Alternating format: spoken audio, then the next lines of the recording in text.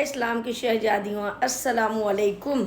آئیے ہم اور آپ حضرت موسیٰ علیہ السلام اور ایک گنہگار کا واقعہ آپ کے سامنے پیش کرتے ہیں کہ حضرت موسیٰ علیہ السلام کے زمانے میں قحط یعنی سوکھا پڑ گیا، بارش ہونا بند ہو گئی، کھیتی باڑی سوکھ چکی تھی۔ لوگ حضرت موسیٰ علیہ السلام کی خدمت میں بابرکت میں حاضر ہوئے اور عرض کیا کہ آپ اللہ کے نبی ہیں، آپ اللہ سے دعا کریں تاکہ بارش ہو ورنہ ہم سب بھوکے مر جائیں گے۔ تو حضرت موسیٰ علیہ السلام تقریباً 70,000 لوگوں کو لے کر ایک کھلے میدان کی طرف نکل گئے اور اللہ سے خوب دعا کی کہ بارش ہو جائے، لیکن بہت دیر تک دعا کرنے کے بعد بھی بارش نہیں ہوئی۔ تو حضرت موسیٰ علیہ السلام نے اللہ تعالیٰ سے عرض کیا، اللہ کی بارگاہ میں عرض کیا کہ اے میرے مولا، اے میرے پروردگار، ہماری دعا قبول کیوں نہیں ہو رہی ہے؟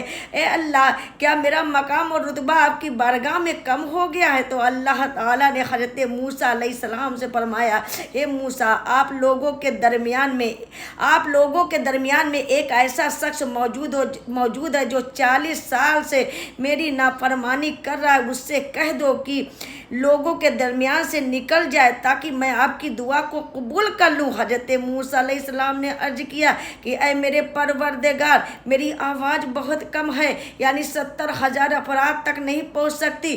اللہ نے فرمایا، اے موسیٰ، صرف اعلان کرو، تمہاری آواز کو ہر کان تک پہنچانا میرا کام ہے، یعنی آواز دینا تیرا کام ہے، پہنچانا میرا کام ہے۔ حضرت موسیٰ علیہ السلام نے پورے مجمع میں اعلان کیا کہ میرا پروردگار کہہ رہا ہے کہ تمہارے درمیان میں ایک ایسا شخص موجود ہے جو 40 سال سے اللہ کی نافرمانی کر رہا ہے۔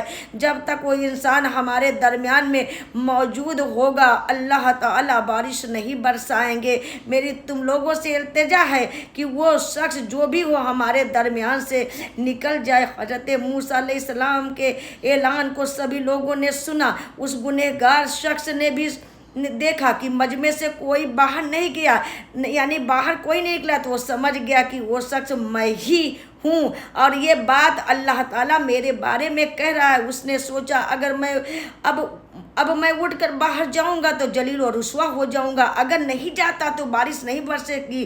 اس شخص نے دل میں کہا، اے میرے پروردگار، میں نے ساری عمر آپ کی نافرمانی کی ہے، میں سرکشی کی ہے، اتنا غافل ہو گیا کہ میں آپ کو بھول چکا تھا، ہمیشہ گناہوں میں اپنی زندگی بسر کری، گناہوں میں زندگی گزاری۔ اے میرے پروردگار، آج میری عزت کا سوال ہے، اگر آج ان لوگوں کو پتہ چل گیا کہ تو میں جلیل ہو جاؤں گا۔ یا اللہ، میری عزت آپ کے ہاتھ میں، بے شک تو بڑا رحم کرنے والا ہے، پردہ پوشی کرنے والا ہے، میں خطا کار ہوں، مجھ پر رحم فرما، میری پردہ پوشی فرما۔